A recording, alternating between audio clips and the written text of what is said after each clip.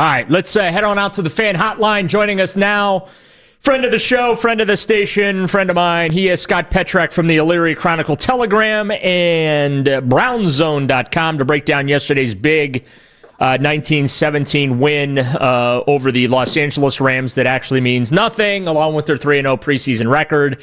Scott, how you doing today? I'm good. What's going on? Well, you tell me. All right, let's start here. Nick's a little despondent because Kevin Stefanski gave Shedeur Sanders the hook yesterday. I didn't really have a problem with it. The kid got 5 drives, wasn't able to do a whole lot with them, took 5 sacks. One of them set up at 3rd and 36. Where do you come out on the should Kevin Stefanski given Shedeur the hook yesterday take? I mean, I don't have a huge issue with it, but I would have left him in. He's a rookie. He's going to be on your team. Tyler Huntley's not going to be on your team. I would have given Shedeur Sanders a chance to go win the game. I think it could have been a really good learning experience. They talk about situations and loving to put guys in 2-minute drills and things like that.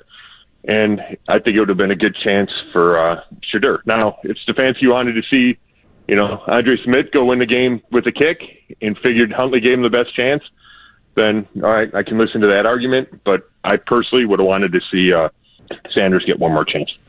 Scott, I know you guys were unable to listen to the broadcast, but they had Andrew Berry in the booth with Chris Rose and Joe Thomas, and you mentioned it. We're expecting Shedeur Sanders makes this final 53-man roster. Andrew Berry was talking about how they view keeping all 4 of these quarterbacks almost as an advantage.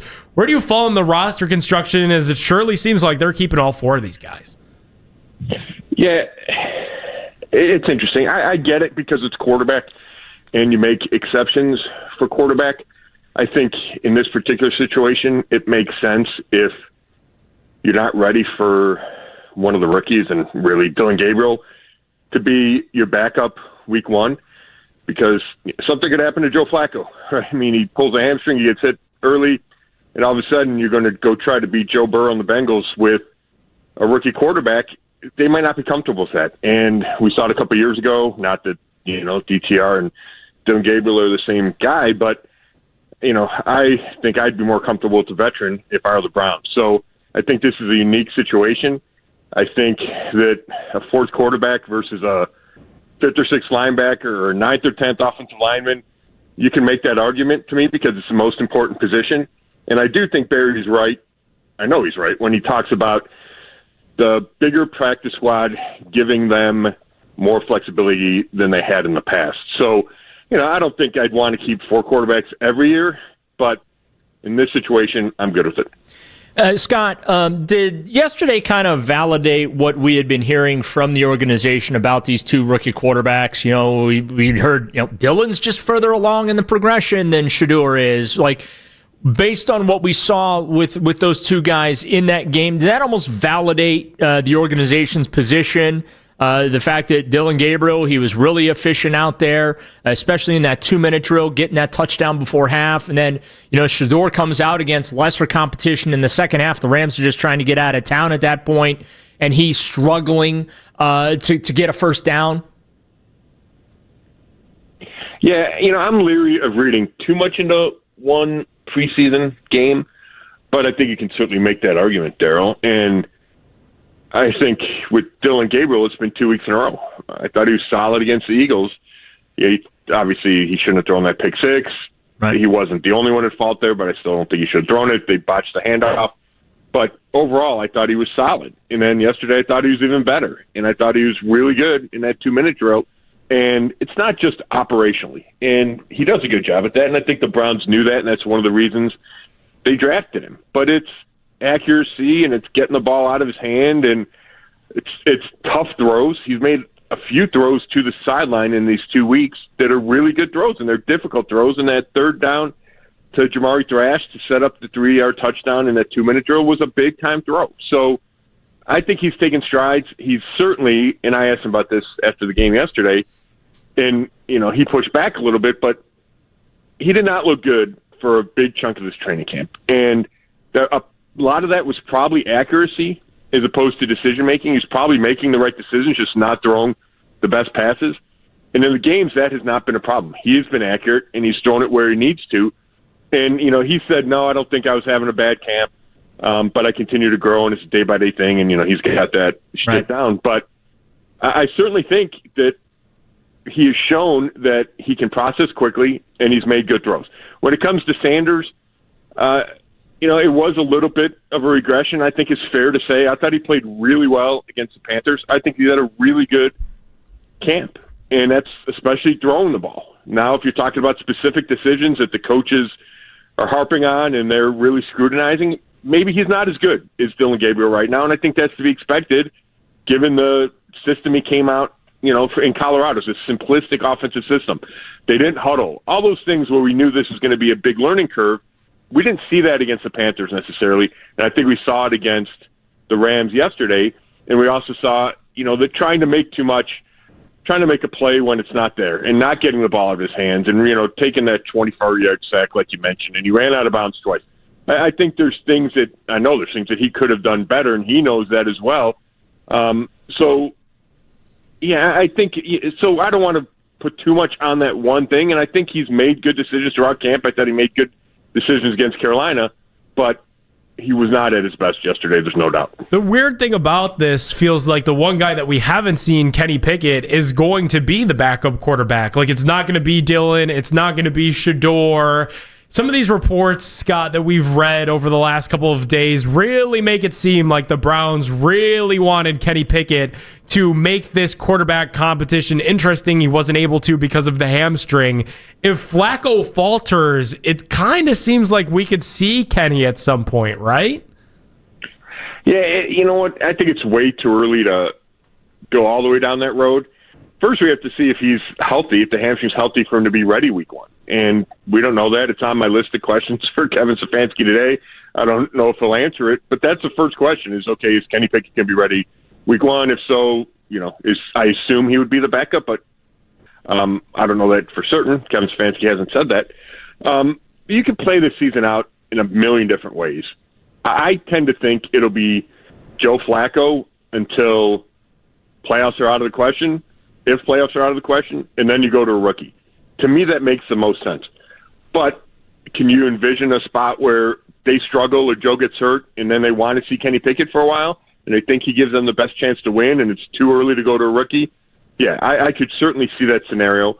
I know they're disappointed that Kenny had the hamstring and he was not able to play in the preseason and not able to take team drills, participate in team drills for weeks because they're looking for that long-term answer. We know that's not Joe Flacco because he's 40. It could be, conceivably, Kenny Pickett because he's 27. He's a former first-round pick. All those reasons why they traded for him, all those reasons why they think that he has more potential than he's shown. But I don't know if we're going to get to see that from Kenny Pickett in Cleveland because his best chance would have been to win this starting job, and he never really got that chance given the hamstring injury.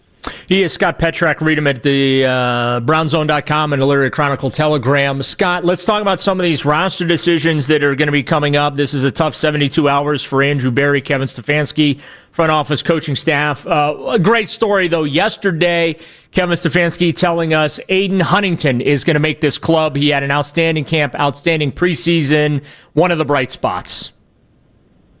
Yeah, no doubt. It's a good story. Undrafted rookie out of Tulane. And they're out there watching practice every day, and all of a sudden you see the 66, and he's shown up a little bit here, and then he's shown up on the first team special teams. You're like, man, is this guy really going to stick around? Yeah. You can't always read too much into that, but you can certainly try to read the tea leaves.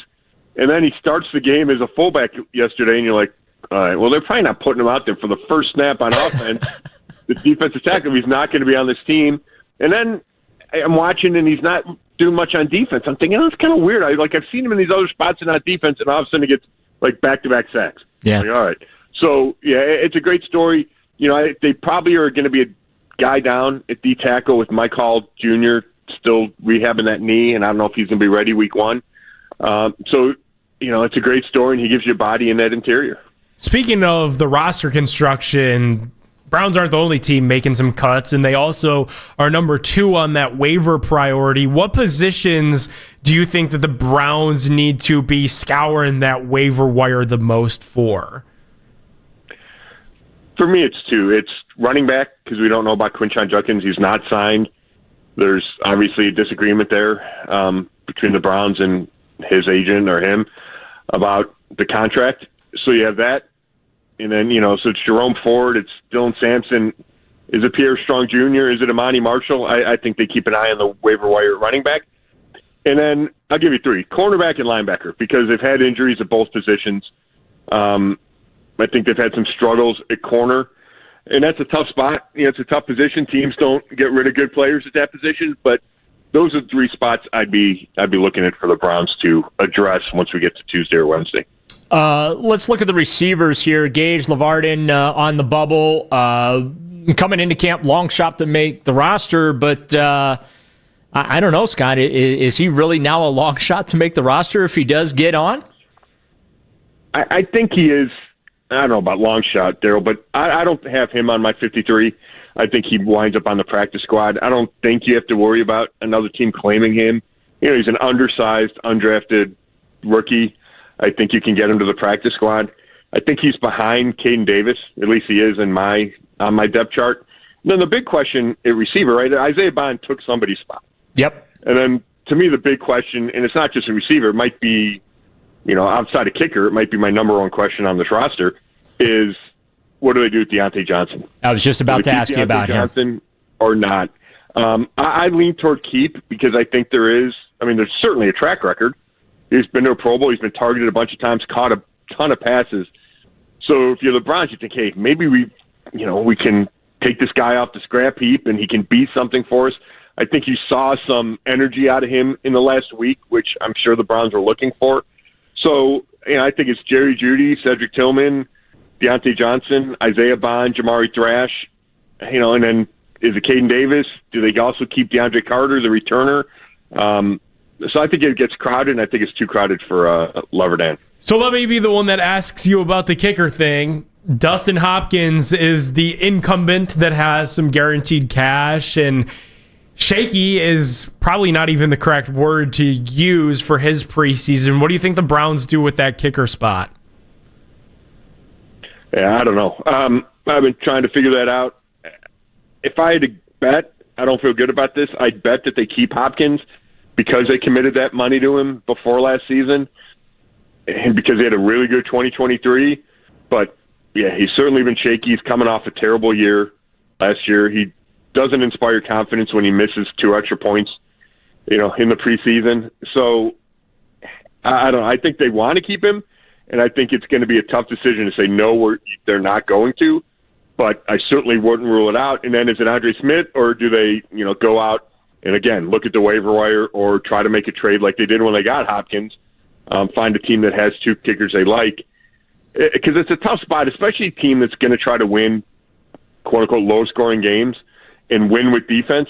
You can't give away points. And, a missed field goal, a missed extra point can really cost you. And if it turns a week 1 win into a week 1 loss or whatever, same in week 2 or week 3, and it kills your momentum, like that's huge. So it's a really tough spot for this organization to be in. I'm always talking myself into cutting Dustin Hopkins, but I don't know how it's going to play out. And I'll tell you what, if he makes the team, it will certainly be with a short leash, I would assume. All right, where are you golfing today? I'm not. I got too much work to do, Daryl. But maybe what? You got to get on. Zoom at 1. I got to write Kevin Stefanski. I got to do a 53-man roster projection. Oh man, don't you just hate when being an adult gets in the way? Yeah, no kidding. Well, maybe you get 18 in tomorrow. No practice to cover tomorrow. That's my hope. All right, Scott Petrak, thanks so much. Appreciate the time as always, my friend. Thanks, guys. You bet. There he is. Scott Petrak, Lyric Chronicle Telegram.